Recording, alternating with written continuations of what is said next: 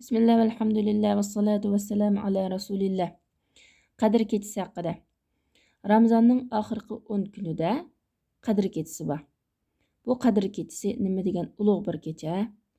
Chunki bu kecha tuvandagi ishlar bilan xos qilingan. Bu ishlardan birinchi Qadr kechisida Qur'on Karim nozil bo'lgan. Chunki Alloh taolo shunday deydi: "Inna anzalnahu fi laylatil qadri." Biz bu Qur'on Karimni Qadr kechisida nozil qildik. Ikkinchi, Alloh taolo bu kechani 1000 yildan yaxshi deb sifatladi. Laylatul qadri xayrun min alfi shahr. Qadr kechisi 1000 oydan yaxshidir. Ya'ni Qadr kechisida ibodat qilish va qiyamda turish 1000 oy ibodat qilgandan yaxshidir. Uchinchidan, Alloh taolo bu kechani muborak kecha deb sifatladi. Inna anzalnahu fi laylatin mubarakah. Biz bu Qur'on Karimni muborak kechada nozil qildik. To'rtinchidan, Qadr kechisining barakatlarining ko'pligidan farishtalar ko'plab tushidi.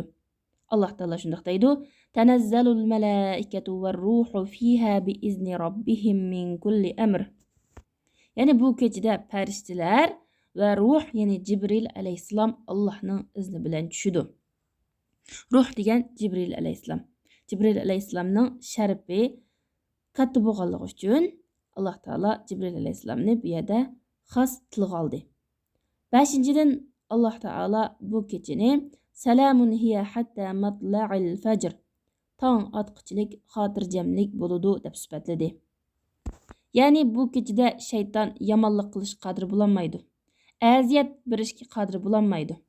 Shundaqla banda bu kechada Alloh taologa ko'plab toat ibodat qilish orqali qiyomat kunining azobidan salomat qiladi. 6-dan bu kechada har bir hikmatlik ish ayriladi. Ya'ni Lavhul Mahfuzdan bandalarning rizqi, ajli va boshqa ishlari ayriladi. Ya'ni 1 yillik rizq, ajal va boshqa ishlar Lavhul Mahfuzdan ayrilib, taqdirlarni yozadigan farishtalarga shu 1 yillik taqdirlarni yezish buyuriladi. 7. Man qama laylatal qadri imanan va ihtisaban g'ufira lahu ma taqaddama min zambihi.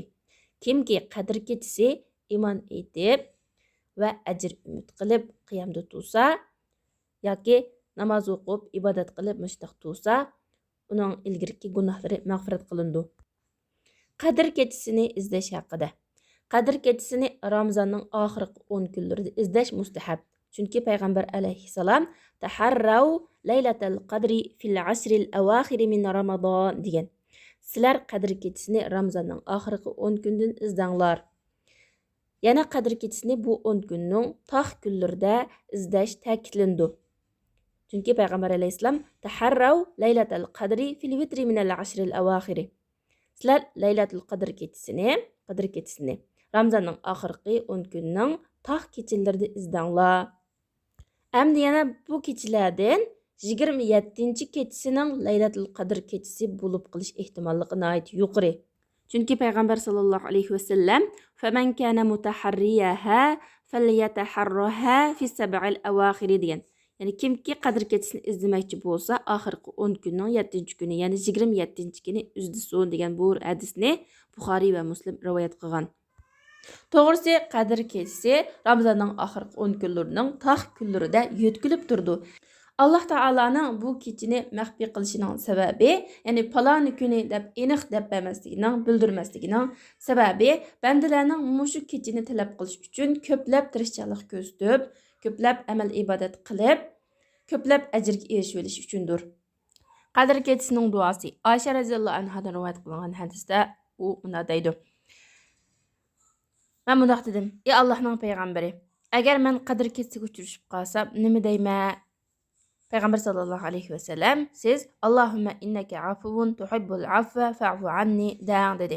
Ya'ni ey Alloh, sizlar afuchan, afuni to'lim yaxshi ko'rlar, men afu qilsizlar dedi. Qadr kechisining alomatlari.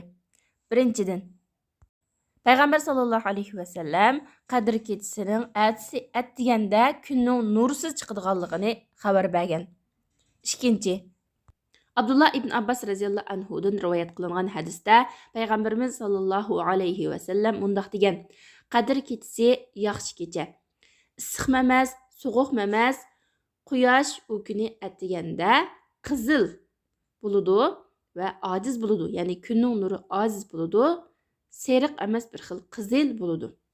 Uchinchi, Vaila ibnul Asqadan rivoyat qilingan hadisda payg'ambar sallallohu alayhi vasallam shundoq degan: Qadr kechasi bir xil yorug' kecha bo'lib, issiqmi emas, sovuqmi emas, u kechada yulduzlar etilmaydi. Ya'ni shaytonlarga aqar yulduzlar etilmaydi. Ulug' Rabbimiz hammamizni bu kechining fazilatidan mahrum qilmag'ay. Subhanakallahumma bihamdik ashhadu an la ilaha illa anta astag'firuka va atubu ilayk.